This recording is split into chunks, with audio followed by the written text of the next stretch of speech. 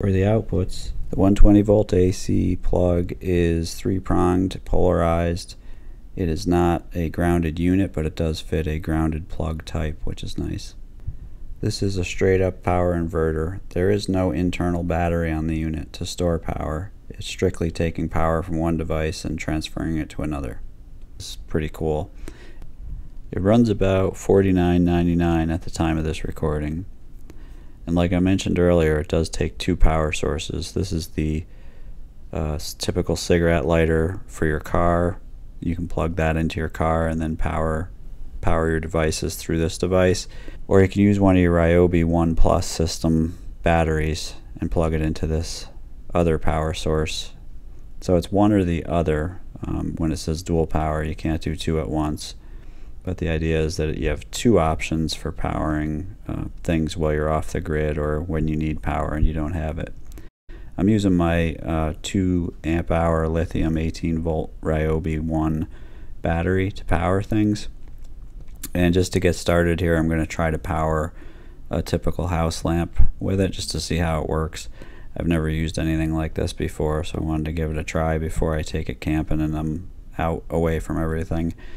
Trying to test it out, make sure it does what I want it to do. So the first thing I noticed is you can't just push the power on and off button. You have to hold it down to turn it on and it'll light up green and you'll hear it click actually. So there must be a little relay in there that makes that noise. I'm going to go ahead and plug in the lamp and then just power it on just as a quick system test to make sure this works the way I want. And there you go. So no problems powering a house lamp. And it's a nice steady light, which has really surprised me a lot because it's running off of this tool battery. And basically I bought it to use for when I'm out away from the house, but it also looks like this might have some use for power outages. So I'll have to try to remember to keep the Ryobi battery charged from now on, now that I own this. And it looks like I could power a few small things.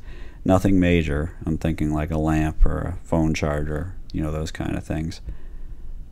So here we are out camping. We're in the tent and we are away from everything. So this is really why I was testing it out earlier. I'm going to run the same connection. I'm going to use the battery and hook it up and power the unit on here. And then I'm going to try to charge cell phones over the course of a multi-day camping trip where there's no power, no native power source. It's definitely, you're off the grid in this case. So the battery had 14% charge when I plugged it in, and that was at 13 after the hour. So we're going to just check back in here as it charges for a while. And at 39 after the hour, it's 47% charged. So essentially it gave it about 1/3 of the phone's charge back in less than a half hour. So that was pretty good. I ended up getting 2 more of these kind of charges out of it before heading home, and it didn't exhaust the battery, so I was able to keep the phone going for multiple days with this little 18 volt Ryobi battery that I had purchased for other tools. So all in all, it was a pretty good success, and certainly for small things, this is a cool device and it's inexpensive. It's priced at that point for small charges, small things. And if you like this video, please give it a thumbs up or hit the bell button to be notified when new ones come out. Thanks again for watching, and thanks most of all for commenting.